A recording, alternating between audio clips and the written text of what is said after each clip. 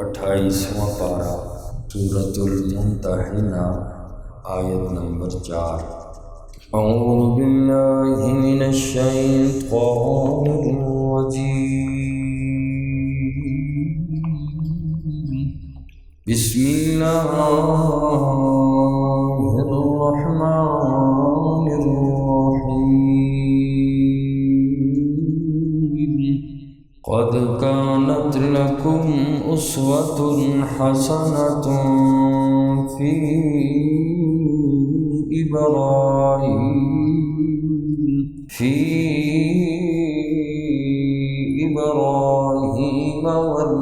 والذين معه، قد كانت تحقیق ہے لکم تمہارے لیے اسوۃ حسنہ بہترین نمونہ فی ابراہیم حضرت ابراہیم علیہ السلام کی زندگی میں، والذین معہ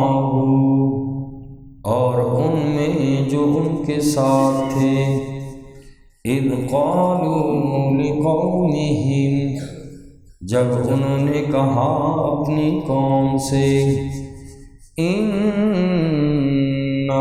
بُرَآءُ مِنْكُمْ بے شک ہم بیزار ہیں تم سے، وَمِمَّا تَعْبُدُونَ مِن دُونِ اللَّهِ ان سے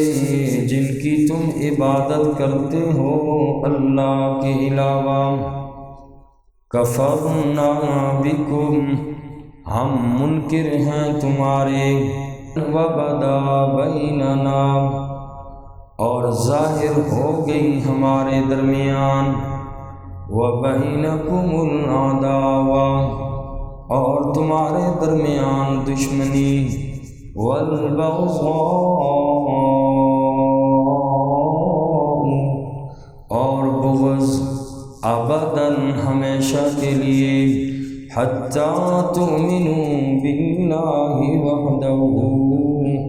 یہاں تک کہ تم ایمان لاؤ اللہ پر جو اکیلا ہے، الا قول ابراہیم سوائے حضرت ابراہیم کی ایک بات کے، لأبیہ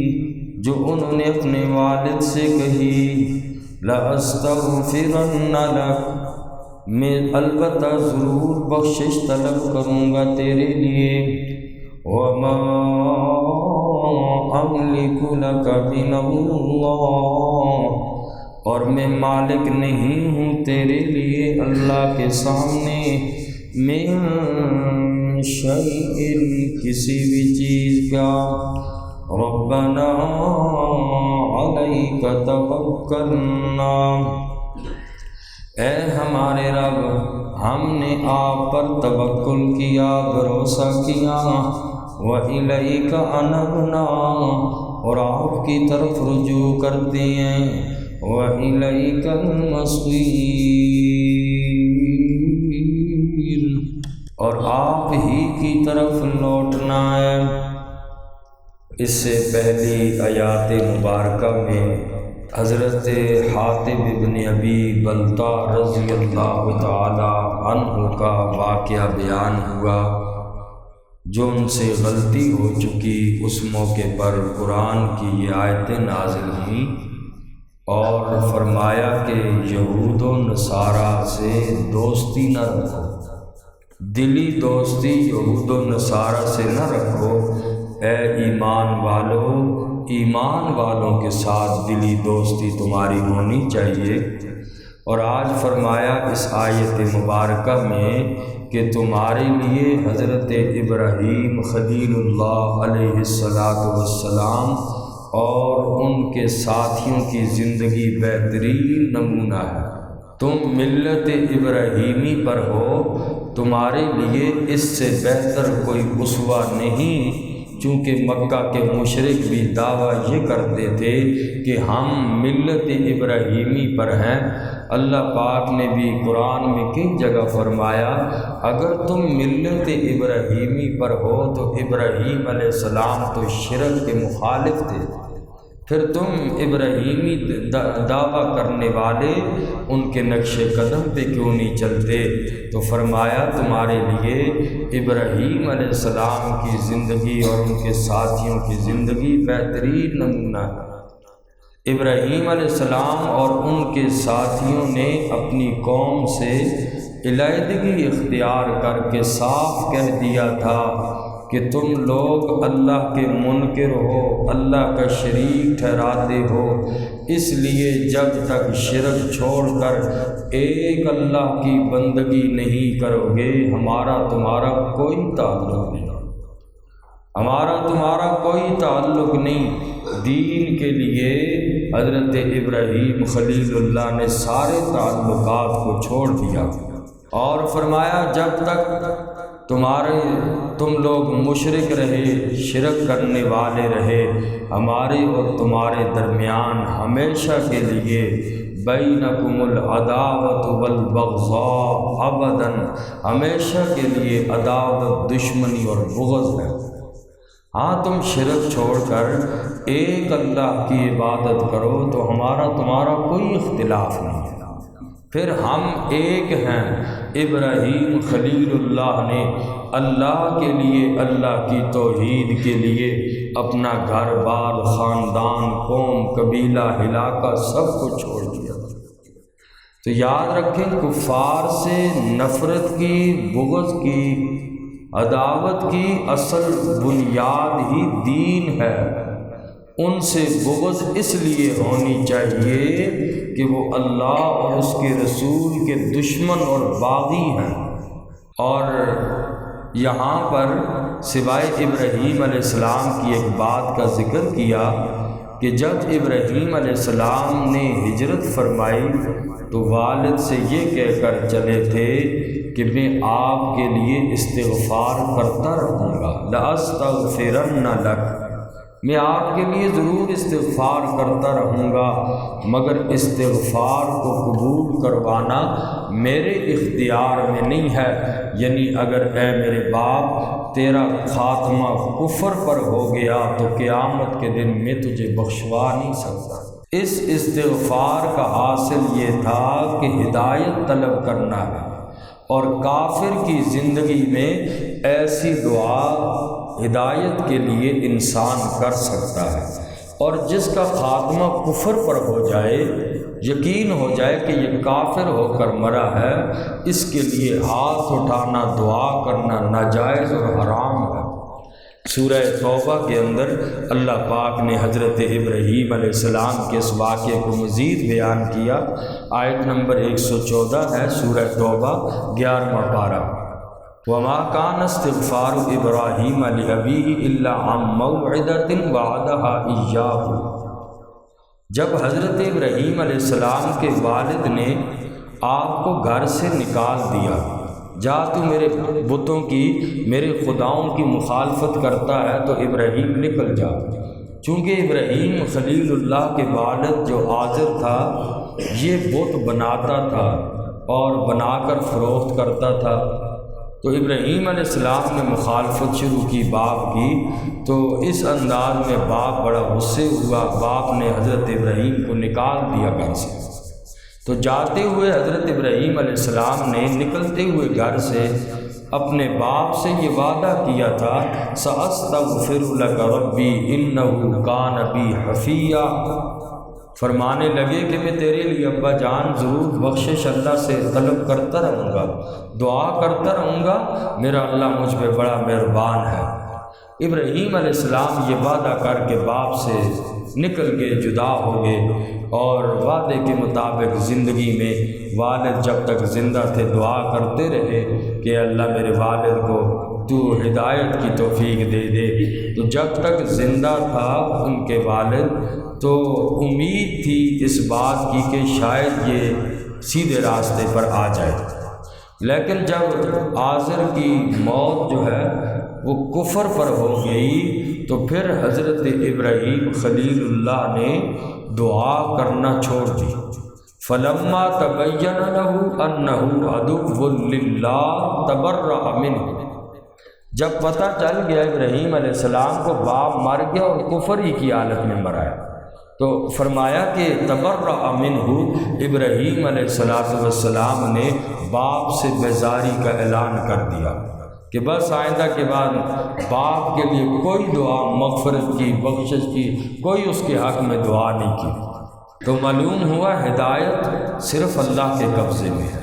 جب نبی اپنے باپ کو ہدایت نہ دے سکا تو کوئی اور کسی کو ہدایت نہیں دے سکتا، ہدایت صرف اللہ کے قبضے میں ہے۔ تو مسئلہ اس سے معلوم ہوا کہ کسی کافر کے لیے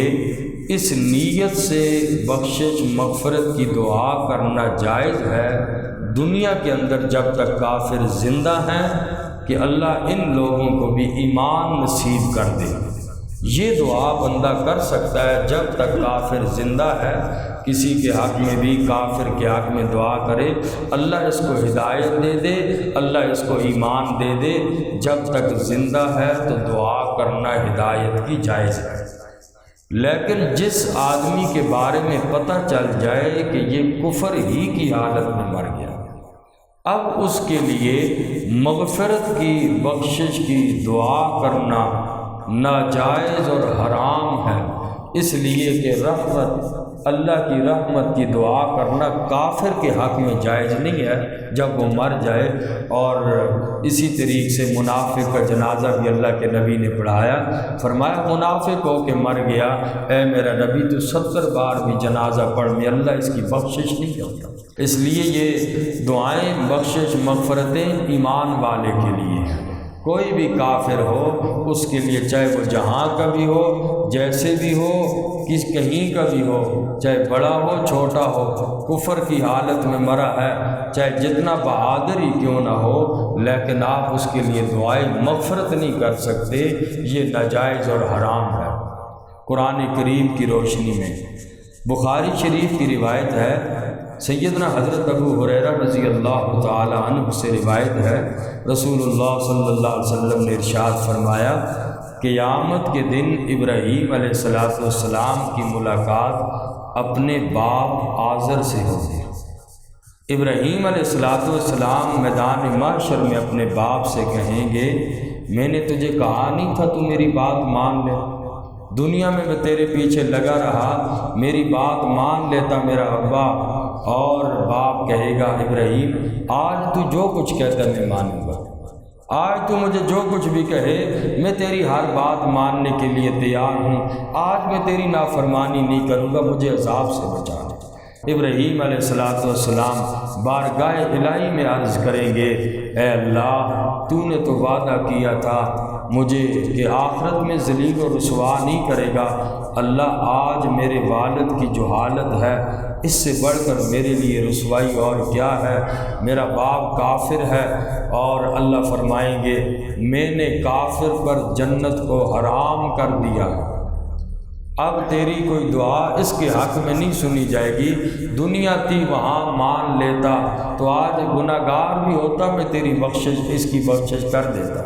اس لیے کہ ایمان اتنی بڑی نعمت ہے، سفارشیں بھی نبی کی تب کام آئیں گی، حفاظ کی، علماء کی تب کام آئیں گی جب ایمان ہوگی۔ ایمان کے علاوہ کسی کی، ایمان والے کے علاوہ کسی کے لیے کوئی سفارش قبول نہیں۔ تو اللہ فرمائیں گے میں نے تو کافر کے لیے جنت کو حرام کر دیا ہے۔ اور پھر حکم ہوگا ابراہیم خلیل اللہ کو، اے ابراہیم اپنے قدموں کے نیچے دیکھ۔ ابراہیم خلیل اللہ قدموں کے نیچے دیکھیں گے، کیچڑ میں لتھڑا ہوا بجو بنا ہوا آزر کی شکل یہ بن جائے گی، پتہ بھی نہیں چلے گا کہ آزر انسان بھی ہے۔ میدان محشر میں ابراہیم علیہ السلام پہ کوئی بات نہیں آئے گی کہ یہ ان کا والد ہے، بجو کی شکل میں اور کیچڑ میں لتھڑا ہوا، ٹانگوں سے فرشتے پکڑ کے گھسیٹ کے جہنم میں ڈال دیں گے۔ تو معلوم ہوا کہ بیٹے کا نبی ہونا کافر باپ کو نہیں بچا سکتا، اس لیے ایمان اعمال اپنے ہیں، دنیا اللہ نے دی ہے۔ قرآن میں یہ واقعات اسی لیے بیان کیے کہ میں اور آپ عبرت حاصل کر لیں، سبق حاصل کر لیں۔ کل یہ وقت میرے اور آپ کے اوپر بھی آنا ہے، میدان محشر میں کھڑا ہونا ہے، اللہ کو جواب دینا ہے۔ اس زندگی کے پل پل کا حساب ہے۔ جو بیٹھے ہیں، جو لیٹتے ہیں، کچھ بھی کرتے ہیں، سمجھو کہ رزلٹ بعد میں نکلنے والا ہے، وہ آنکھ بند ہونے کے بعد۔ اس لیے آج اللہ نے آنکھیں کھلی رکھی ہیں، صحت بھی دی ہے۔ کم از کم آخری ہتھیار گناہوں کا توبہ ہے۔ توبہ انسان روزانہ کر کے سوئے اور پکی توبہ کرے، گناہوں سے پکی توبہ کرے، بار بار توبہ کرے، تاکہ کل قیامت کے دن کی سختیوں سے انسان محفوظ ہو سکے۔ تو ابراہیم خلیل اللہ کا اسوہ یہی مسلمانوں کو بھی اختیار کرنا چاہیے۔ کسی کافر، مشرک، والد، بھائی، بہن کے لیے بھی بخشش کی دعا کرنا جائز نہیں ہے، بخشش کی دعا کرنا جائز نہیں ہے۔ غور کیجئے، جس کے لیے دعا نہیں ہو سکتی اس کے ساتھ دوستی کیسے مسلمان لگا سکتا ہے؟ دوستی کبھی نہیں ہو سکتی اس انسان کے ساتھ جو رب کا غدار ہے، نبی کا غدار ہے، صحابہ اور اہل بیت کا غدار ہے۔ ایسے بندے سے قرآن نے فرمایا مر جائے دعا نہ کرو، دوستیاں کیسے جائز ہو سکتی؟ تو دوستی کو معمولی نہ سمجھو، یہ یاد رکھو، دلی دوستیاں اور اسی طریقے سے یہ دنیا کی دوستی جن لوگوں کے ساتھ لگائی ہے معمولی نہ سمجھو۔ المرء مع من احبا، اللہ کے نبی نے فرمایا دنیا میں جن لوگوں کے ساتھ تمہیں محبت ہے، تمہارا اٹھنا بیٹھنا ہے، قیامت کے دن تمہارا حشر بھی انہی کے ساتھ ہے، قیامت کے دن حشر انہی لوگوں کے ساتھ ہے۔ اور عبداللہ ابن مسعود رضی اللہ تعالی عنہما فرماتے ہیں اگر کوئی بندہ 70 سال بھی بیت اللہ کے سامنے سجدہ ریز ہو، حشر اس کا بھی اسی کے ساتھ ہوگا۔ دلی دوستی جس کے ساتھ ہے، دنیا کی دوستی جس کے ساتھ ہے، یہ عبادت بھی نہیں بچا سکے گی۔ دلی دوستی جس کے ساتھ ہے، کس کو چاہتا ہے؟ دنیا میں اس کا بیٹھنا کس کے ساتھ ہے؟ سورہ فرقان کی آیات ہے، بندہ کہے گا یا ویلتا لیتنی لم اتخذ فلانا خلیلا، ہائے کاش، ہائے میری بدبختی۔ لوگ قیامت کے دن اپنی دوستیوں پر، اپنی محبتوں پر افسوس کریں گے، یا ویلتا لیتنی لم اتخذ فلانا خلیلا، ہائے میری بدبختی، ہائے میری افسوس میرے اوپر ہے۔ اللہ نے عجیب سیغے یا ویلتا، پھر فرمایا لیتنی، افسوس کے سیغے ہیں دونوں، اوپر نیچے دو سیغے، یا ویلتا لیتنی لم اتخذ فلانا خلیلا، میں دنیا میں فلاں بندے کو دوست نہ بنا، میں نے اپنی دنیا اور آخرت ضائع کر دی، دلی محبت اس کے ساتھ رکھی۔ اس لیے فرمایا کہ دوستی کو معمولی نہ سمجھو۔ وہ اصحاب کہف کے کتے کو دیکھو، کتا کوئی جنت میں نہیں جائے گا، لیکن محبت نیک لوگوں کے ساتھ تھی۔ اس کتے کا ذکر بھی رب نے قرآن میں کیا اور وہ کتا بھی جنت میں جائے گا، صحیح روایت ہے۔ کتے کی کیا کیفیت ہوگی یہ حدیث میں نہیں ہے، کس انداز میں جائے گا، لیکن کتا وہ والا ضرور جنت میں جائے گا، اس لیے کہ وہ ولی اللہ 7 نوجوان لڑکے مارتے بھی رہے، اس نے ان کا در نہ چھوڑا، اور اس لیے کوئی کتا جنت میں نہیں، مخلوقات میں سے کوئی نہیں، لیکن وہ کتا ضرور جنت میں جائے گا۔ تو دوستیوں کو معمولی نہ سمجھو، دلی دوستیاں یہ محبتیں، المرء مع من احبا، آج جس کے ساتھ محبت ہے، چاہے وہ لیڈر ہے، کسی کا بڑا ہے، امام ہے، کوئی کچھ بھی ہے، عقل کے ناخن لے کے اپنی آخرت کو مد نظر رکھتے ہوئے سوچ لو میری آخرت خراب کرنے والا تو نہیں ہے جس کے ساتھ میں دلی محبت کر رہا ہوں۔ کم از کم کل قیامت کے دن کہیں نظر آ جائے تو میں اس کے ساتھ کھڑا ہوا، میں اس کے ساتھ قیامت کے دن کھڑا ہوا، تو وہ مجھے بچا سکے گا کہ نہیں بچا سکے گا؟ کیا اس کی دوستی مجھے وہاں کام آئے گی کہ نہیں آئے گی؟ یا ویلتا لیتنی لم اتخذ فلانا خلیلا، بندے کو افسوس نہ کرنا پڑے قیامت کے دن، اس لیے انسان ہوشیاری بیداری کا ثبوت دیتے ہوئے اپنے نفع نقصان کو سمجھے۔ ضد، عناد اور اسی طریقے سے صرف نعرے بازی میں آ کے انسان اپنی آخرت خراب نہ کرے۔ فرمایا قد کانت لکم اسوۃ حسنۃ فی ابراہیم، تحقیق ہے تمہارے لیے بہترین نمونہ حضرت ابراہیم علیہ السلام کی زندگی میں، والذین معہ، اور ان میں سے جو ان کے ساتھ تھے، حضرت ابراہیم علیہ السلام کے جتنے بھی رفقا ساتھی تھے، ان لوگوں کی زندگی تمہارے لیے بھی بہترین نمونہ ہے۔ اذ قالوا لقومہم،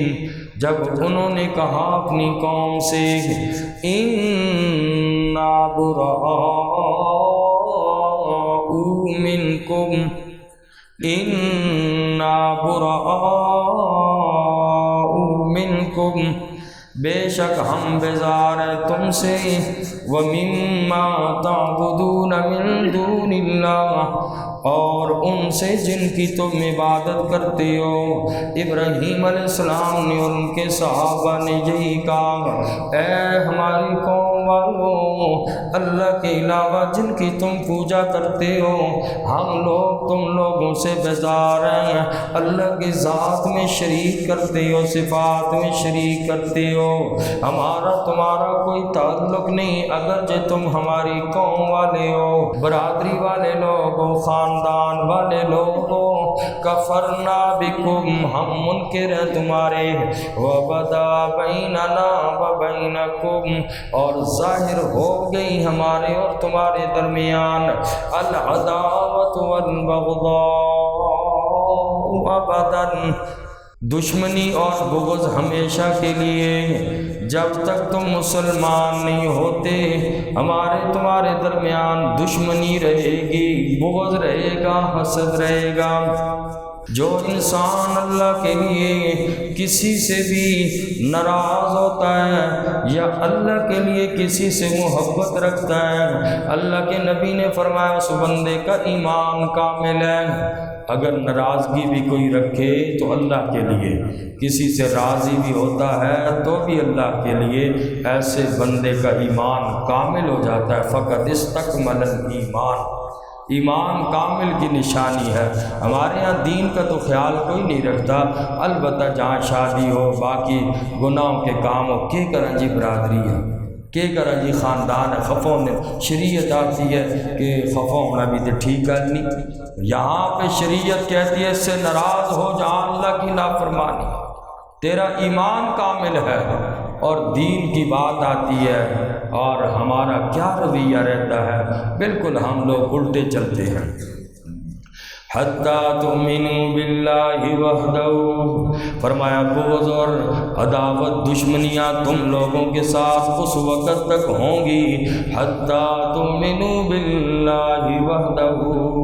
یہاں تک کہ تم اللہ کی ذات پر ایمان لاؤ جو اکیلا ہے۔ الا قول ابراہیم لابیہ، سوائے حضرت ابراہیم علیہ السلام کی ایک بات کے، لابیہ، جو انہوں نے اپنے باپ سے کہی تھی جاتے ہوئے،